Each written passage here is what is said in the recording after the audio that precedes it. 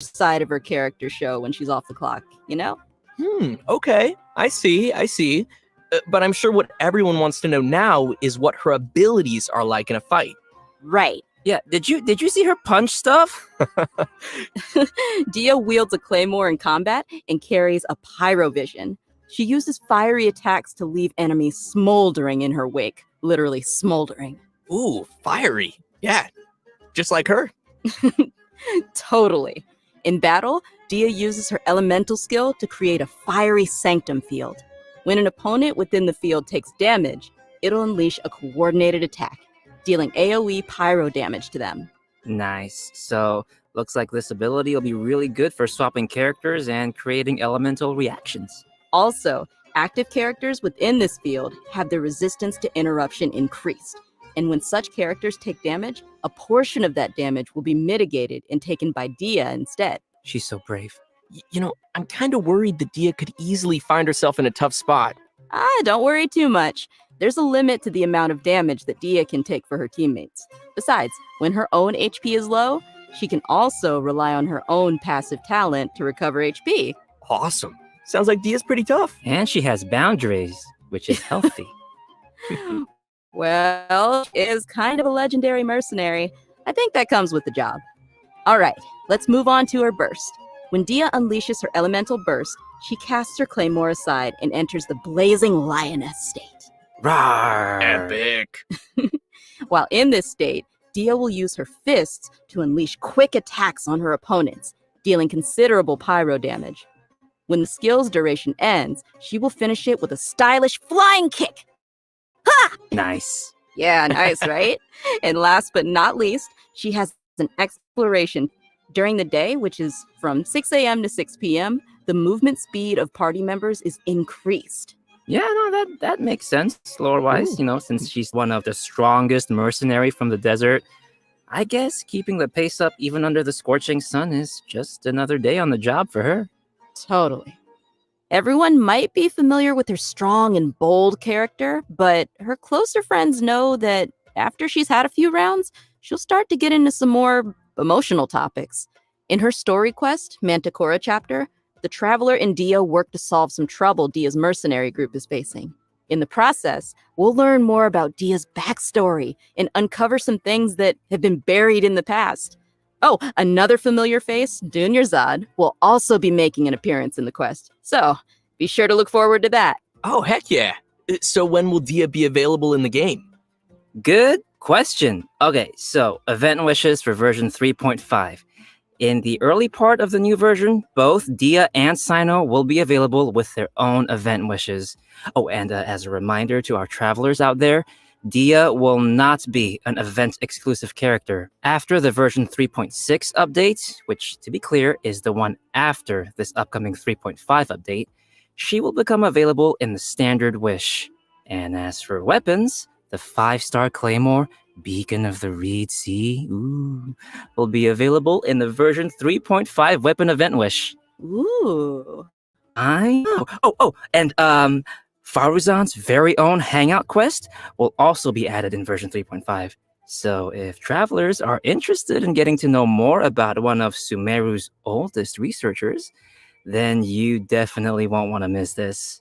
In the Hangout, travelers will not only be able to see more about the differences between the academia's various schools of thought, but you'll also get to know more about Faruzan's personality and background.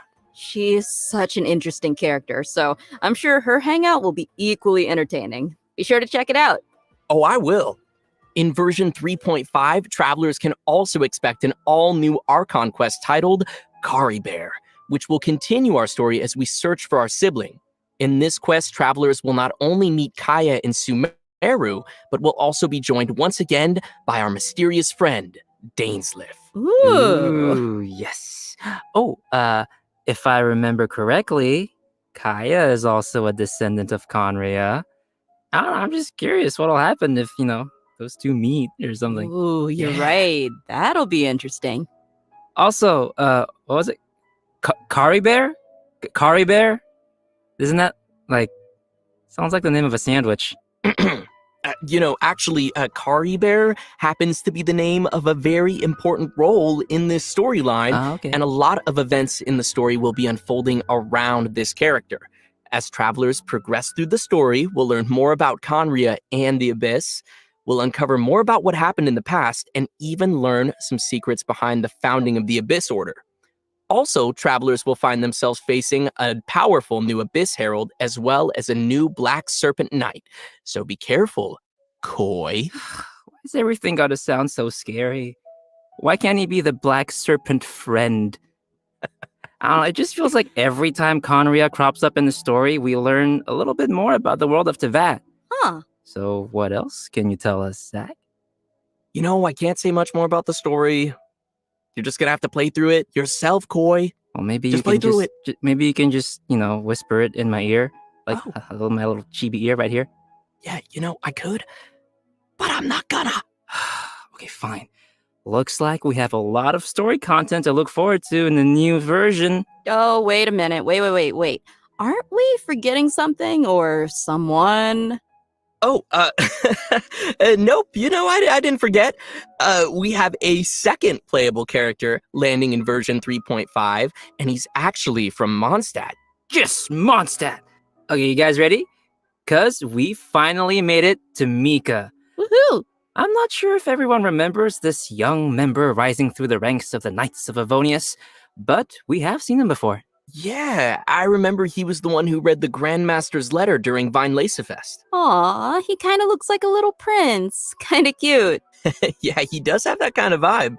And since he's from Mondstadt, I think we can let Coit introduce this one. It would be my pleasure. Mika is currently the Knight's most active cartographer and plays an important role in Eula's reconnaissance company. Even though he lacks social skills like Zack and doesn't appear to be particularly strong, Mika is meticulous in his work and maintains a good working relationship with his colleagues. He's also capable of fully understanding his leader's commands, which is pretty useful. Yeah. And his leader is Eula, right? That is correct. The interesting thing is that he's able to understand Eula despite her awkward way of speaking, and will even assist her with communicating with other units. Whoa, respect. Indeed. Over time, Mika has gradually become a very reliable member who could handle a variety of tasks and errands. But why am I telling you when we could just, watch a quick trailer and see what else we can learn about Mika? Yeah, let's watch the trailer. Woohoo! Trailer time! Verifying our current position, measuring distance to target area. All right, I've recorded the terrain conditions.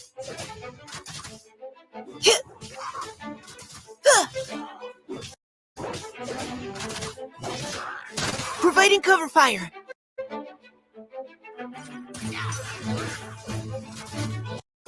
Leave the wounded to me.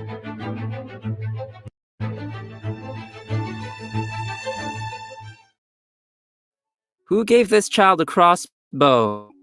That's, I want to know. I mean, I guess since he was deployed as part of Grandmaster Varka's expeditionary force, it was him. I don't know. But anyway, his exceptional performance helped him gain the Grandmaster's trust, and he even taught him a couple of things. This training no doubt helped Mika develop a certain level of combat prowess, even if he himself wasn't aware of it. Ooh. For example, even though swords tend to be the weapon of choice among the Knights of Avonius, Mika uses a spear and a crossbow, which is a result of his combat instruction with Grandmaster Varka. His mentorship and focus on flexibility helped Mika find a combat style that is more suited to a little guy like himself. Huh. Shakes it up a little bit. Yeah. The Grandmaster seems to think outside of the box, and having a mentor like him will definitely be a big asset for Mika as he continues to grow. For sure. All right, let's check out Mika putting his variety of skills to use in combat. As a support role for the Knights of Avonius, Mika has learned a variety of methods for assisting his teammates in combat.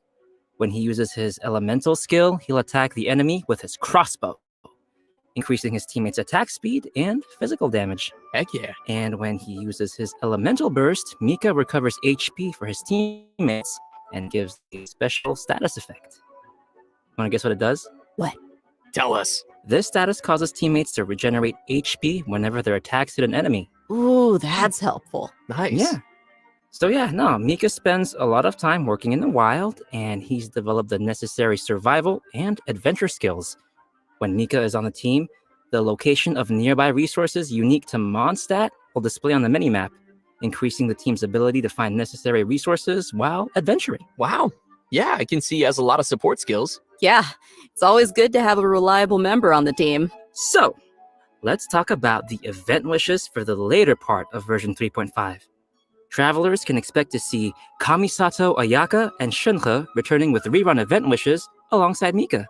So if you'd like to add Mika to your team, then you definitely won't want to miss this. Great. We've already covered a lot of content, so let's take a quick break here before we dive into some other version 3.5 reveals. Sounds good.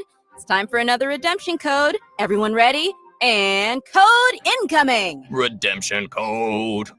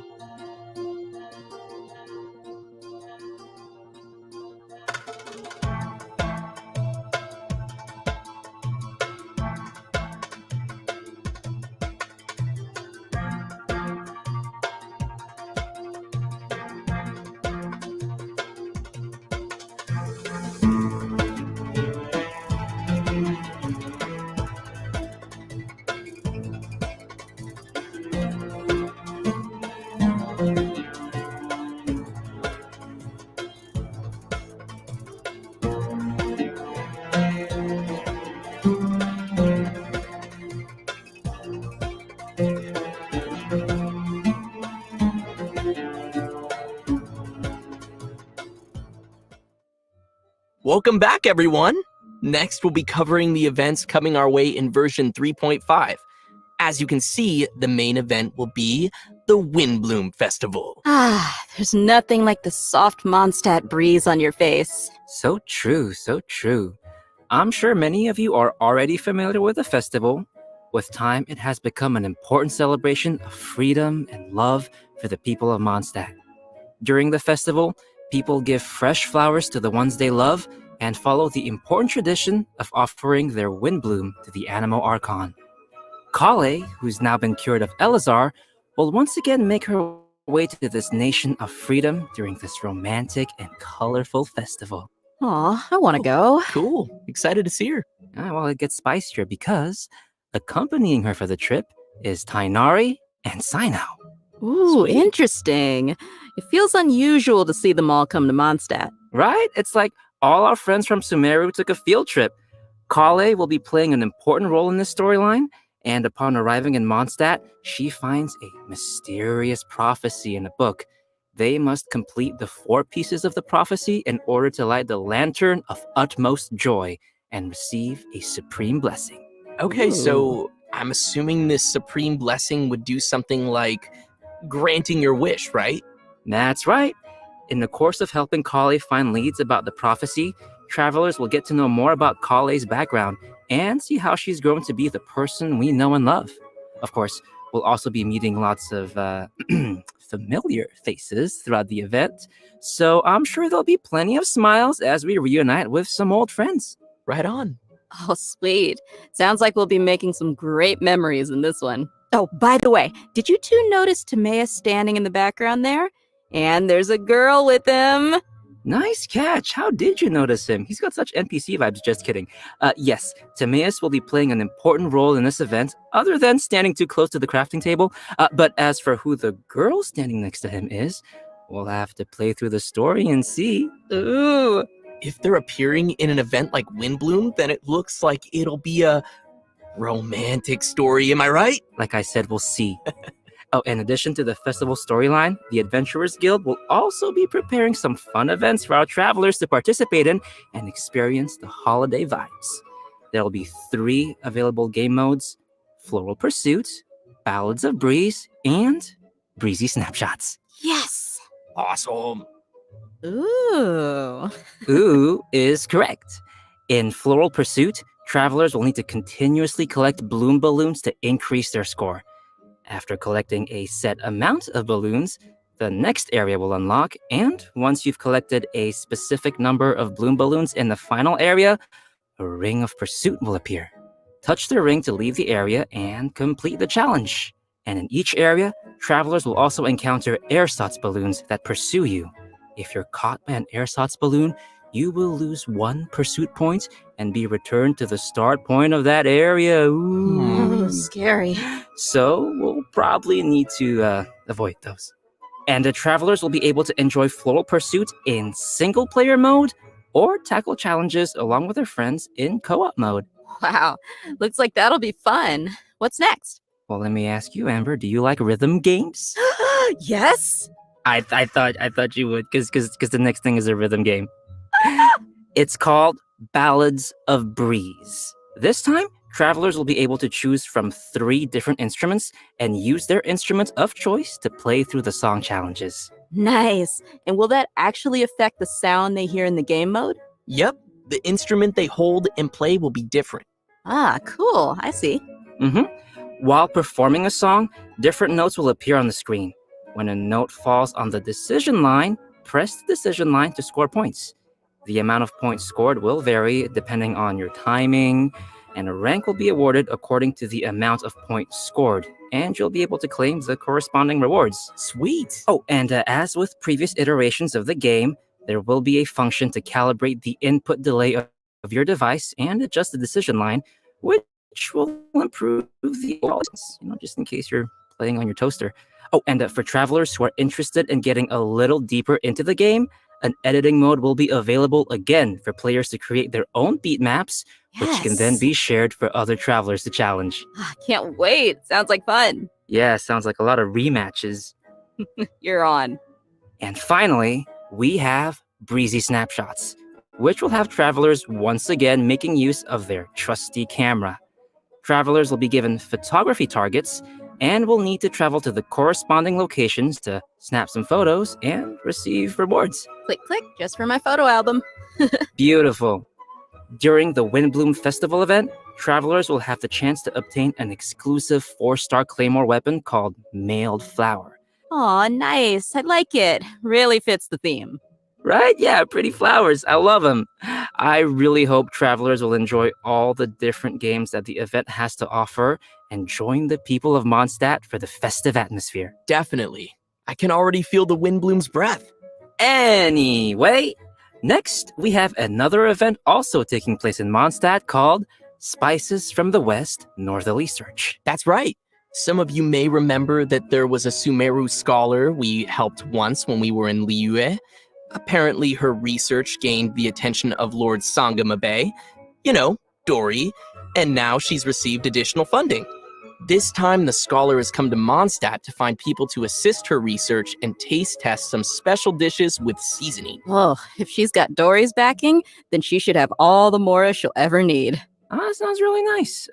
So what can we expect this time around? Right, so the gameplay for this event will be pretty similar to last time. After we start creating the seasoning, we'll need to add the ingredients to the pot in the right order by hitting the button as the needle points to the corresponding ingredient. That's gonna destroy my whole brain. However, we have a limited amount of attempts, so we need to add all the required ingredients with as few mistakes as possible. Oh no. More seasoning recipes will gradually unlock throughout the event period. I'm sure this won't be too hard for travelers that are familiar with cooking their own dishes. Oh yeah, I always cook. I cook all the time, yeah. Sure. I know what you are. Travelers can add their completed seasonings to delicious dishes to obtain fragrant dishes. We can also invite characters to taste test the fragrant dishes in the Serenity Pot to increase their companionship experience. After they taste a dish, we can hear their responses, which will vary based on the character's personal preferences. This will test how well travelers understand each character's personal taste. Oh no, that's gonna hurt my feelings. No, because even if it's a fragrant dish, that doesn't mean that every character is going to like it. Ugh, too much salt. For our next event, we will be heading back to the lands of Sumeru. For those of you who remember the Beast Tamers tournament, this next event is related to that. However, the format will be pretty different from what you might expect. Because the Wisdom Orb is still in its stages of theoretical research, It might be a while before our next competition. Okay, but have you considered that I want it now? I know, but don't worry. To keep discussion alive and the competition fresh in everyone's minds, the organizers have put together a new event to spread the word. They purchased the rights to Theater Mechanicus in Sumeru and incorporated some fungi elements to design a completely new game called Fungus Mechanicus. Seems they're putting a lot of effort into promoting the competition. That's right. So, what'll the rules be like for this event? I'm gonna tell ya. In Fungus Mechanicus, we will be controlling pieces that look like fungi, aptly named little fungi. Our enemies will be Mechanici, which I'm sure many of you have seen before. The little fungi will automatically attack the nearest Mechanici, and travelers will be able to select the little fungi and control their movement or order them to attack a specific target. During the challenge, we'll need to command our fungi and defeat all the Mechanici to clear the stage and receive rewards. Hey, wait, did you say we're gonna go up against the Mechanici that we were controlling in the previous Theater Mechanicus event? What's wrong, Koi, huh? What's wrong? What do you mean, what's wrong? They were our friends. Look, they're attacking your little fungi now. Oh gosh, you're right. They need to die. It's okay. By using Marvelous Jelly, we can let our little fungi unleash their skills.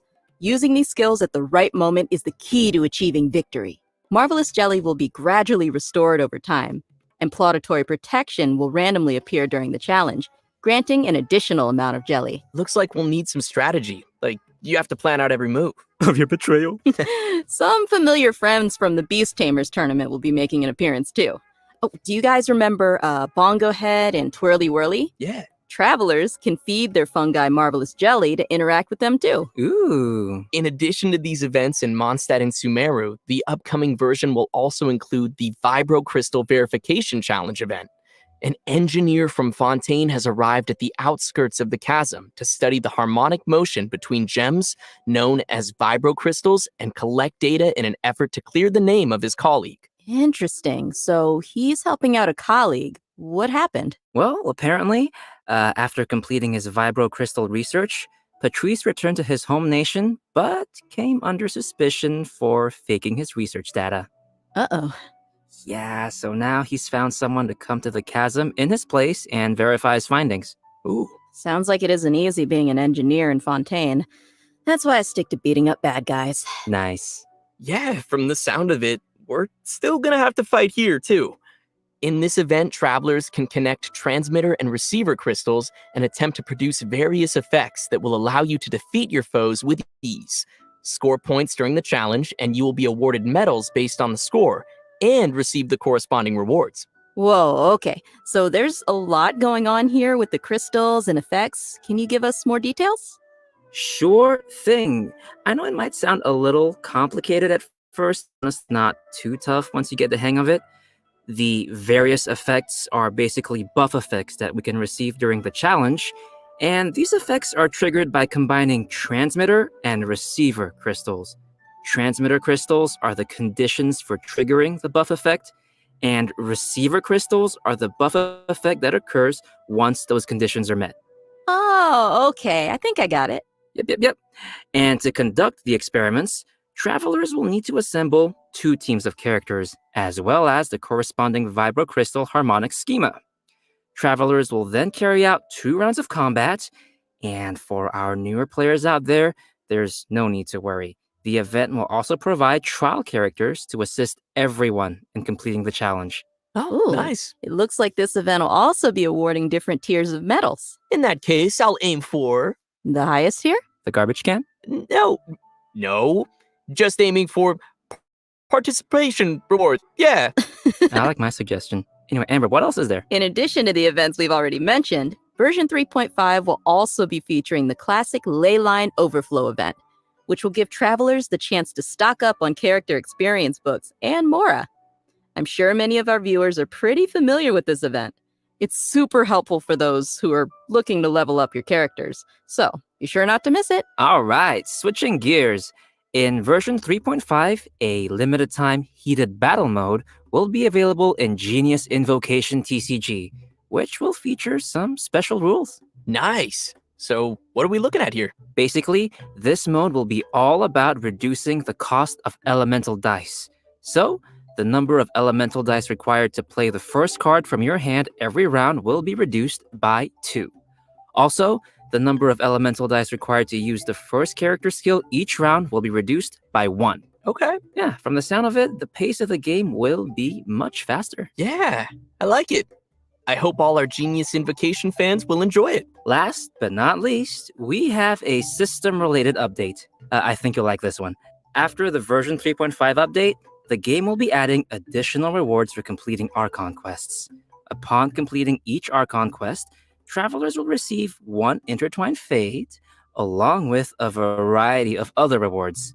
Once the update is complete, travelers can view the tour guide feature in the Adventurer's Handbook to claim the corresponding rewards. Yay! More Intertwined Fate!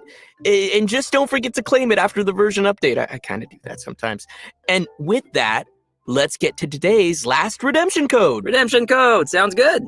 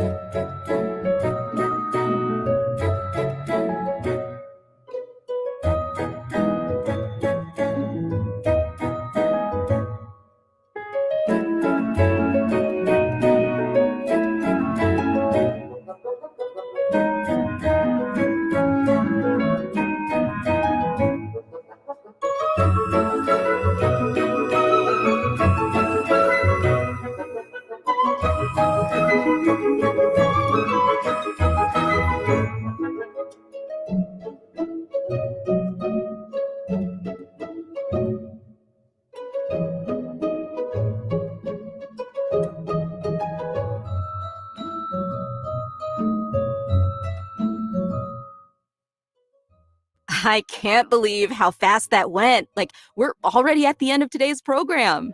I know! This whole thing just flew right by. Yeah, it really did. So, Amber, how did you enjoy being on the special program? I absolutely loved it. Like, I'm so hyped for this new version. I'm hyped for Dia and Mika, and I'm a little biased, but